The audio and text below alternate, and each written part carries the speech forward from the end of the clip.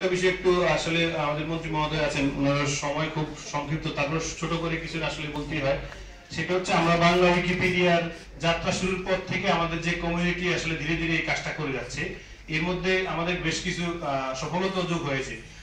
Wikipedia ফাউন্ডেশনের যে কয়েকটা কমিটি থাকে বিভিন্ন, যেমন ফান্ড ডিসিমিনেশন কমিটি, এটা হচ্ছে যারা আসলে ফান্ডগুলো ডিসিমিনেশন করে বিভিন্ন কমিউনিটির মধ্যে।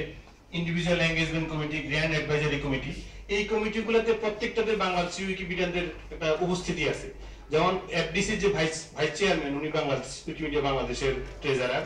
এছাড়া ব্যক্তিগতভাবে ইন্ডিভিজুয়াল এঙ্গেজমেন্ট, গ্র্যান্ড কিংবা এই যে গ্র্যান্ড অ্যাডভাইজারি কমিটি, প্রত্যেকটা কমিটিতেই বাংলাদেশি উইকিপিডিয়ানদের উপস্থিতি আছে, যেটা আসলে আমাদের জন্য একটা বড় পাওয়া বলা যায়। কারণ এইসব কমিউনিটিতে এই কমিটিগুলো নির্বাচিত হতে হয়। তো এটা আমাদের জন্য খুব ভালো। আরেকটা বড় বিষয়, উইকিপিডিয়া নিয়মিতভাবে একটা সম্মেলন হয় প্রত্যেক বছর একটা, ওটাকে উইকিমিডিয়া বলা হয়। তো আমরা খুবই খুশি এবং আমরা মানে 2006 সালের পর থেকে নিয়মিত প্রত্যেক উইকিমিডিয়ায় বাংলাদেশ থেকে প্রতিনিধি হিসেবে কেউ না কেউ যাচ্ছে। এই বছরও মেক্সিকোতে হবে, আমি এবং আমার আরেক প্রশাসক দুজন যাব।